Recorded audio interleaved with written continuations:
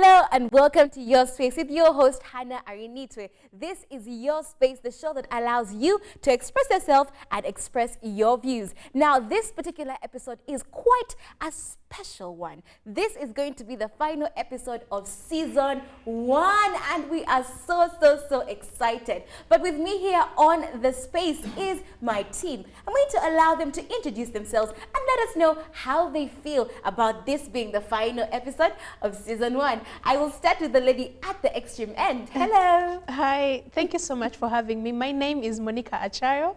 I'm so excited. This is the end of season 1. I am extremely excited. Yeah. Yes. Yes, thank you, Hannah, for having me always. My name is Joel Sakwa. I feel like it's done. It's gone too soon. Like it. We have just started and season 1 is already done. But anyway, I'm so optimistic for what is coming. True. Yeah. Yes. Good evening, Hannah. Good and evening. good evening, viewers. I am Patricia Chano Kiria. I am happy to be part of this team. But it's amazing how time flies. Like we just began recently and we are already saying we are ending season 1. Looking forward to an amazing engagement in season 2. Yeah. Thank you. Definitely. I as well look forward to that. Now, in this episode, we are going to be looking at mainly the significance of why we started in the very first place. Now, what are some of the values we have looked at in season 1?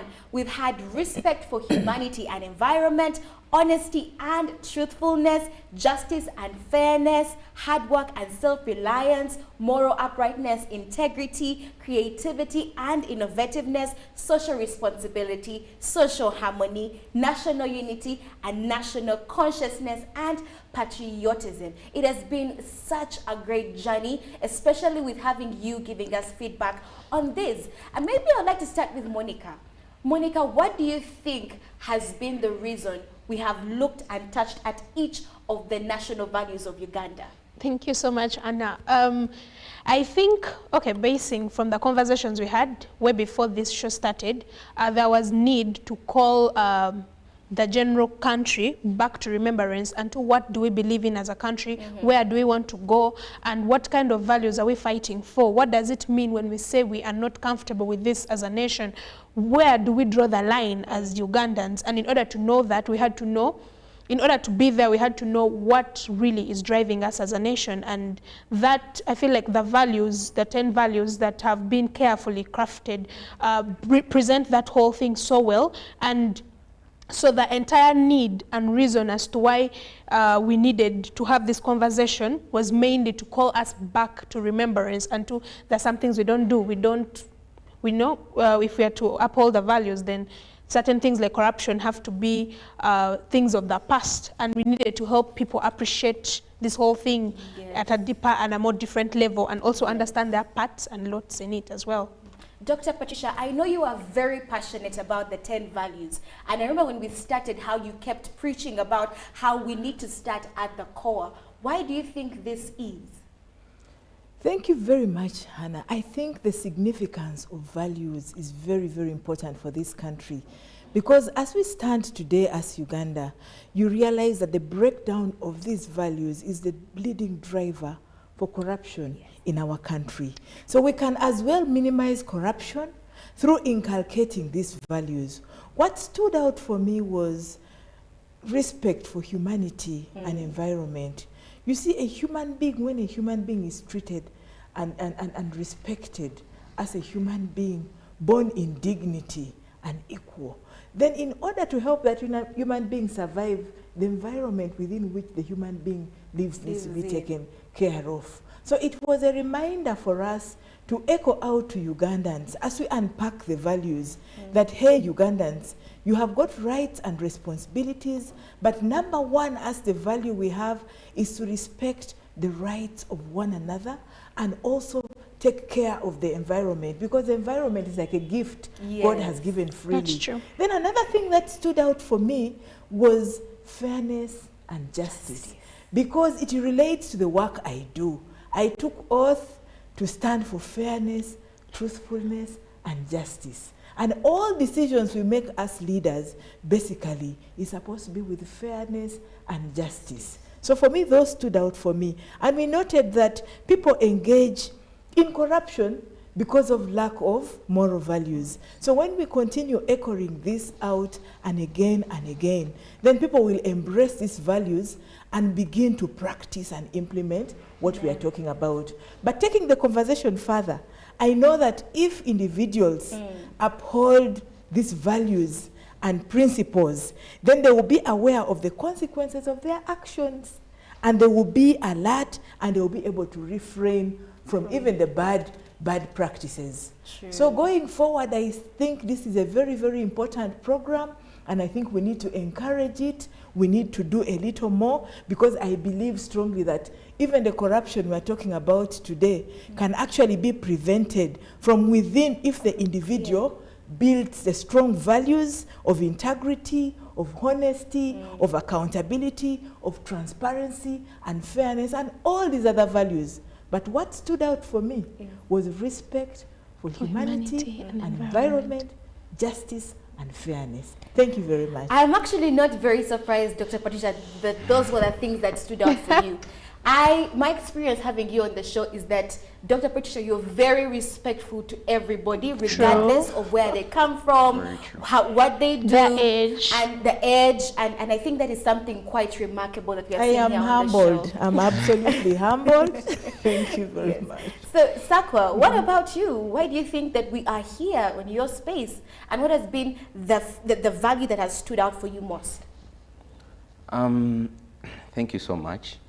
First of all, values are foundational. So behind every successful revolution or change, let it be financial, political, social, any kind of change in a society, there is a philosophy. So mention any country that has seen growth in the past century, there's a philosophy. It may be communism, it may be what. So likewise, in our country, we need a philosophy. As if we are to move forward, I see every other year, every other decade, we have a vision. We say, in the next 10 years, this is what we want to achieve. In the next 20 years, this is what we want to get as a country. This is where we want to be.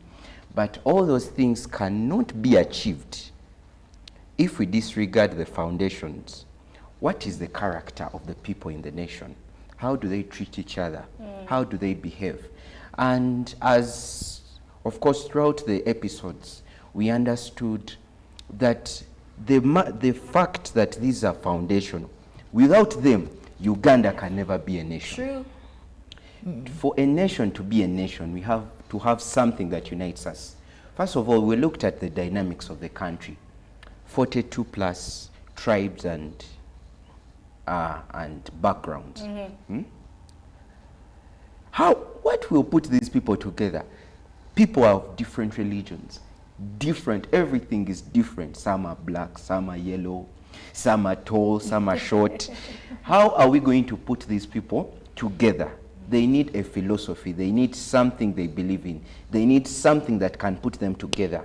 And what was that? The national values. So the national values was a call to unity, number one. Was something that is going to, a nation that is, of course we talked about that, what Abraham Lincoln said, that a house that is divided against itself cannot stand. What puts us together as a nation are these philosophies. What we believe in, what we want to achieve as a nation, and how we can achieve it is through these values. So number two, what you are talking about, the value that stood out for me. For you. Difficult to choose. Because it's like, okay, first of all, there are 10, and each one of these 10 has a purpose. Yes, sir. So if it's like the 10 commandments in the Bible, I'm not saying there are 10 commandments, but it's like the 10 commandments of Uganda. Yes, in the 10 commandments of Uganda. The Bible says that if you break one, you've broken all. So here, if you, let's say like she has said, if you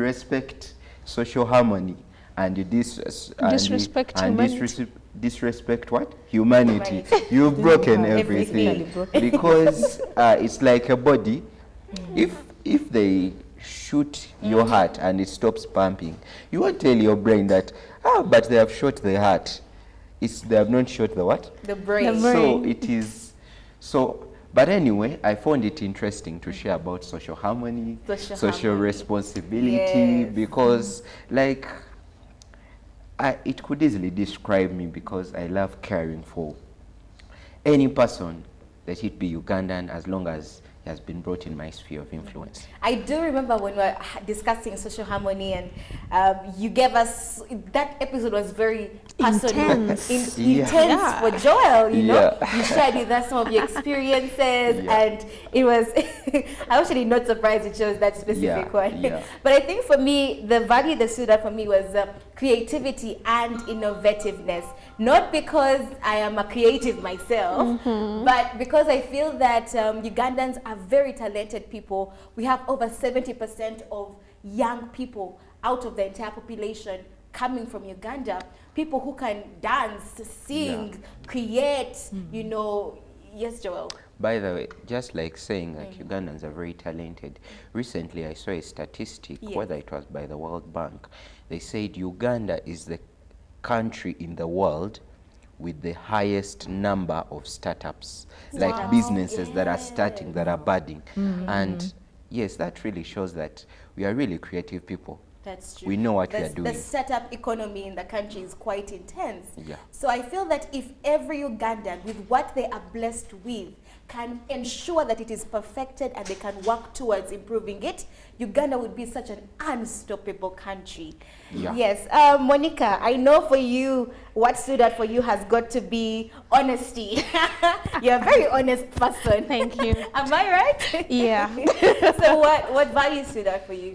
Yes, honesty stood up for me so much because I liked her doctor's example when the time reached and we're having that conversation, and she gave us an example of a situation where she didn't tell her boss about the fact that she was going somewhere to do something equally good, and then the boss finds out through another source, and it was just a strange environment to be in. So that really, I liked that part. I liked honesty because it's not really a language we speak much these days. It's not really something that people appreciate so much, and those who appreciate honesty are actually saying they like careful honesty. People who say white lies. I do white lies. Yeah, What is healthy white compromise, white Compromise? lies. You know, so that stood out for me, and it challenged me so much as an individual of how far do I actually go to uphold certain things, right, in my different spaces. Then the next one that stood out for me was really social harmony. I was sharing with Joel somewhere, and I was telling him about how I had settled for a life of selective insanity. Selective Insanity. Yeah, New what term. is selective insanity? This is a new concept for me. Someone out there is really going to relate. Selective insanity is a place where you feel there is a person who believes you are this particular kind of individual, so you decide to settle for that person's idea of who you are, and then be normal to the rest of the world. So if you think Monica is petty, and I've tried 1,000 times to show you that I am not petty, I'd rather just be petty with you and normal with the rest of the world. So I give you the insane me, but out there. But when we started having this conversation, I was really challenged, and I was like, Crazy. wow, okay, Wow. yeah. So this show has really, it has helped me also reach deep into my personal space, because whenever I'm sharing, I'm speaking more to myself than I am to the viewers. Yeah. So I put a torch on myself, and I'm like, Joel is cleaning the room for his roommate, for harmony, for peace. How far am I going, right? I'm like, they think I'm petty, let me just be petty. So those things really stood out for So me. can we say, Monica, that currently you are no longer selectively insane? I'm working on it. You're working on it?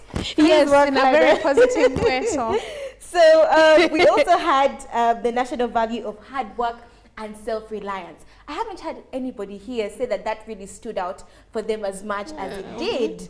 I think hard work is one of the values we talked about, and we got so much feedback on my And social you will media. recall that I brought out Brought out myself as a beneficiary. Beneficiary. Yes. Yes. Yes. Yes. Yes, That was a ma'am. really, really great episode. And I think so many people the people watching really related with that episode so much. And I don't know if anybody here on the panel has felt the need to increase on the amount of work that they are doing, Yeah. for the better of the country. Joel, have you? Um, Or you've always been hardworking? no, we are always getting better Yes. in life. So on my birthday, I decided to do something different. You know Okay. how people go and throw out parties and do everything crazy to themselves. I was talking to someone and he was asking me, "Ogenda kuchekolera wa?"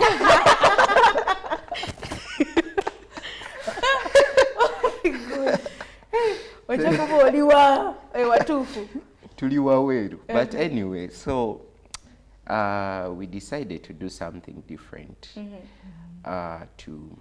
So I decided to sit down and start putting down my business plan. You know how all of us want like jobs. Of course, I'm a law student, so after my 5-6 years in school, I expect that I'll go and get a job somewhere. But what about enterprising? What about doing business? So I approached a few friends. This friend of mine is venturing in goat farming. So I approached them and I asked them, how did you get here? Then he said, you need a plan. So I said, so since today is my birthday, instead of inaugurating chaos, Yes, I would please. rather inaugurate a business. And I said that now I've been working on it. This friend of mine has been my supervisor. I sent him a copy. So we are almost done. And it's a 5-year plan, of course. So yeah, it will work out. I'm certain. So instead, and I think it all came from the show, I was challenged. Come on. Being on After the the panel show, with I these said, people. Monica. Being on the is panel this? with Dr. Patricia gets you all the pressure. Yeah. Yeah. What about you, Monica? I saw you raising your hand. Yeah, the hard work part, there was something I was involved in. Yes, a business that I think at some point when I got quite busy, or busy is also Relative term. yeah. So when I got in a space and I felt like no, I kind of like let it slide. But then when I got into this space, started having these conversations, being exposed to the environment I'm exposed to, I really realized that there is so much that I could be doing. And yeah, so I went back and restarted it again, and it's now running again. Yes. And yes, the fruits of hard work, self-reliance is, one of the fruits, but there is nothing more satisfying than, having a need and you can sort it out, especially when it's financial. You don't really need to go through your phone, call anybody and People, stress yeah. another person, especially at this age. So yes, I was pushed to that. So. Well, it's just getting started. The conversation is just getting started. Let's take a break. When we get back, we're going to be diving more into the national values and your space.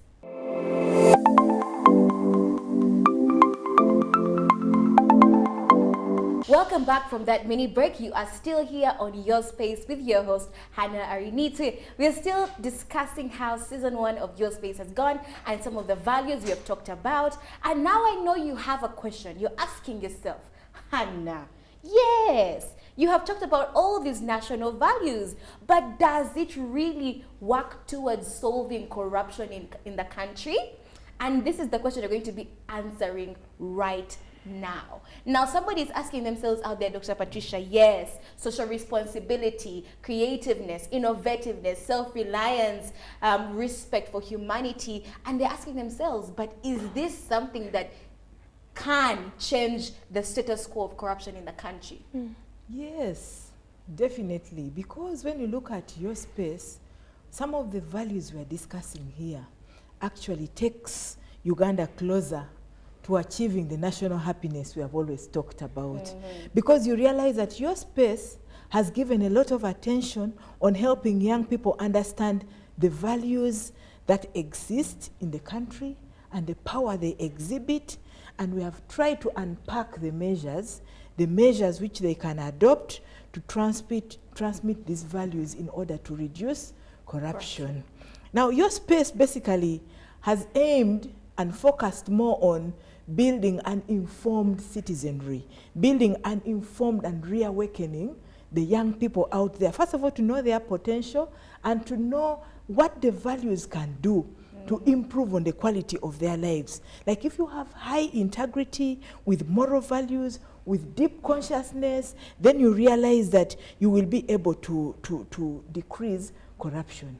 Because if you have integrity levels high, you're basically mindful about what happens, what goes on around you, and you're able to contribute positively towards national development. So the importance of values generally cannot be overemphasized, because they are, first of all, the core in decision making. When it comes to decision making, we think about what is that is truthful, what is that is honest, what is that has integrity and promotes national unity and consciousness and all these other values. And you realize that all the values are actually interrelated, they're intertwined together. True. And like Monica said, there is a golden thread that cuts across all the values. So for me, I think there are lots of benefits to these values. And I believe going forward, this program will continue reminding Ugandans, reminding the young people out there of what their responsibility is in fighting against corruption through the values. Yes. Yes, through practicing the values and being grounded in the values. True. Yes. I know some people think corruption is only something that happens in government institutions or in private institutions, like at an institutional basis. But I think you also forget that once in a while, you and I are corrupt, even in the small things that we are doing, right, Monica? True. Yes. So how do these values break even the smallest stage of corruption in the society? Okay, Especially with young people. all right, nice. Okay, so when you look at the different 10 national values, you realize that they put so much emphasis on the transformation of an individual rather than a group. Things with social harmony begins with you. Things like uprightness, honesty, truthfulness begins with you. Things like respect for humanity begins with you as an individual, right? So how does this help with the corruption? You're right. Most of us think corruption has to do with someone we voted and then they went there and then they misbehaved and now we don't have hospitals or there are no drugs. Yes, but go down to your everyday life. How do you relate to the people around you? How do you treat the people around you? How do you relate to situations? Are you an instigator of problems, or you are what? An ambassador of peace where you are? And sometimes you realize that, okay, I think to also simplify the term corruption is any level of, I think, untruthfulness, anything that you, any level of untruthfulness which pushes you to either take what does not belong to you or something that was not assigned to you, whatever form it comes in, materialistically, money-wise, or even in truth itself. I think withholding information in court should also fall under this as well. Why are you denying another person justice? Exactly. Because you're trying to, like withhold certain information and you're like, I didn't say it, so if I didn't say it, how is it my fault, right? So when you go down to your everyday life, how do you relate to your friend? They give you change that is extra what you are supposed to be getting back. Do you take it back, or do you quickly, There is a meme that has been going around that in other countries, when someone throws down their money, all money falls down, people are usually like, excuse me, sir, you've left your money. But Ugandans step on it, wait for you to vanish, pick it up. That is funny, yes, but it communicates something. It means that corruption is so deep in, it is not about that person behind the desk in office. You as an individual, why are you stepping on money that doesn't belong to you? What if it's that person's top-up transport? What if it's half of that person's tuition? You do not know what that money was meant to do. So as an individual, corruption, this conversation, the 10 national values and all those things, it's like a mirror. You're supposed to look, internalize, and see where you have fallen short, because we're all a work in progress, and then you try to correct that. So that later on, young people, when we entrust you with our spaces and leadership of this country, we're not having sleepless nights because Joel is president. That's true. Also, it also like brings out the domino effect or the ripple effect. one domino falling onto another takes down the entire System. structure. True. You stealing from the association you're in Thank can influence even at a country level. You know, it could take down somebody's morale, somebody who could have actually led the country into bigger places, bigger spaces. That is true. What about you, Joel? What do you think? Do you think these values really play a role in fighting corruption in the country? Yeah, definitely. You know, for very many years, we have taken a structural approach towards solving the problems that we have as a country, as a society. So we have corruption, let's set up these offices, let's set up these people that are going to help police the society or do XYZ to ensure that we stop corruption. Of course, that has always been the approach in a democratic society.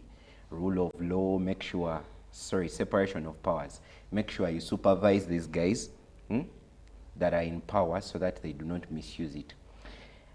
But to every structure, there is a foundation. Okay? And if the foundation is weak, it does not matter the magnitude of the structure. That's true. Or the strength of the structure. It will crumble. It will crumble Down. automatically. True. So your space is a different approach towards the challenge of corruption. We have tried to approach it by introducing all these other things. What about instead of attacking it on a structural basis, let's attack it on an individual basis. Yes, please. What is this person thinking? What is he doing? How does he treat those people that are next to him? Okay? How does he feel about Uganda? Because there is no challenge that has faced a country that has not had a foundational challenge. There is always a foundational challenge, an issue with the foundation. What didn't this person know at a certain stage in their lives that is actually affecting them now? Yeah, that is actually making them act a certain way. So I believe as a country, this program is like it's like, you know how they say John the Baptist was the voice crying out in the wilderness? So this program is the voice crying out in the what? In the wilderness. Yes, please. Please make the way straight. Make the way straight. End the corrupt ways. We know there might have been challenges with the foundation, but right now we are making a new what? A new foundation Yes, for a please. new Uganda. Yes. Because, yeah, that's my mind on it. Yes, and one of the final values we talked about was patriotism, another which I really loved the discussion on, the love for Uganda. When you love Uganda, there are certain things you don't do to Uganda and you don't do to yourself as a Ugandan in order to ensure that Uganda is going towards a certain vision. Now, let's go back into what you think your call to attention is for your space season 1. First of all, as an individual, before we go into the audience, this time let's first begin as an individual. What has been your call to action personally before we go into the call of action to the person watching? We'll start with Dr. Patricia. Thank you very much. I think as an individual, your space is calling us to model what we want other people to be. One, the program basically helps to shape our beliefs. When we talk about values, values come in to shape our beliefs. It helps to transform institutions. It even changes individual behavior. So going forward, I think it's a program we really need to encourage because, like Joel has said, John the Baptist. For me, I would say your space here is like the way for other ways. Oh. The way to create another way. Yes. Because I think going forward, it will first of all enhance positive influence among the young people out there. It will improve on the quality of leaders. And I have seen from the feedback we are receiving from the different spaces, people are saying this is a good way to go. If we are to deal with vices like corruption and other vices, we need to talk more about values. That's because if people are grounded in values, then they will know that we are supposed to promote these values and demonstrate it in our day-to-day lives. I've learned to love Uganda more than I already did. I never really understood that we had these national values, but the day I got to learn each one of them on a personal basis, I've been able to love my country and do everything towards improving Uganda. Now, we're going to call it a wrap. Next time you see us, we're going to be in season 2 of Your Space. Thank you so much for joining us on this journey. We love you so much. Bye-bye.